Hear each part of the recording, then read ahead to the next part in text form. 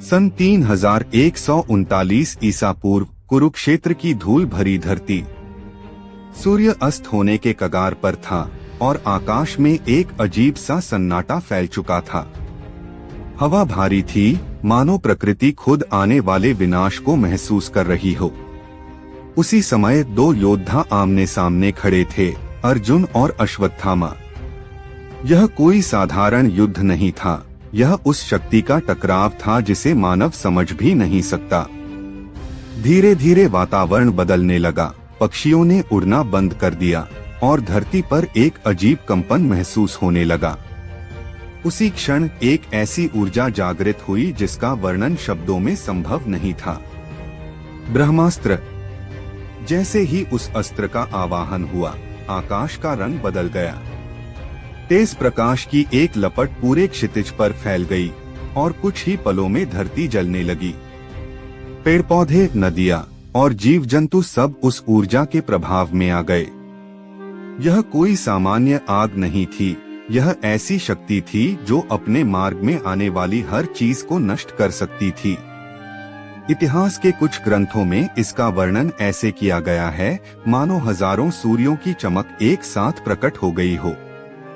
यह दृश्य आधुनिक समय के परमाणु विस्फोट से मेल खाता है, जहां एक ही क्षण में सब कुछ राख में बदल जाता है। अगर इस वर्णन को ध्यान से देखा जाए तो यह आधुनिक विज्ञान के उस सिद्धांत से मिलता जुलता प्रतीत होता है जिसे आज हम परमाणु शक्ति कहते हैं। 20वीं सदी में जब अमेरिका ने पहला परमाणु परीक्षण किया तो उस प्रोजेक्ट के प्रमुख वैज्ञानिक जे रॉबर्ट ओपेनहाइमर ने भगवद गीता की एक पंक्ति याद की, अब मैं मृत्यु बन गया हूँ, संसार का विनाशक। यह कोई संयोग नहीं था।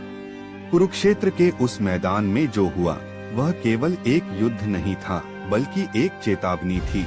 ब्रह्मास्त्र का प्रभाव इतना भयानक बताया गया है कि उसके प्रयोग के बाद वर्षों तक भूमि बंजर हो जाती थी, पानी विषैला हो जाता था और जीवन समाप्त हो जाता था।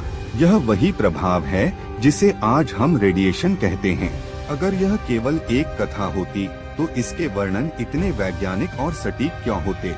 समय बीतता गया, सभ्यताएं बदलती रहीं, लेकिन यह रहस्य आज भी अनसुलझा है। क्या ब्रह्मास्त्र वास्तव में एक प्राचीन परमाणु अस्त्र था, या फिर यह केवल एक प्रतीकात्मक कथा है जिसे हम आज समझने की कोशिश कर रहे हैं? शायद सच्चाई कहीं बीच में छिपी है, लेकिन एक बात निश्चित है, अगर ऐसी शक्ति कभी अस्तित्व में थी तो उसका लोप होना ही मानवता के लिए सबसे बड़ा वरदान था। क्योंकि जब विनाश की यह अग्नि जलती है तो वह किसी धर्म, किसी जाति या किसी सीमा को नहीं देखती, वह केवल सब कुछ समाप्त कर देती है।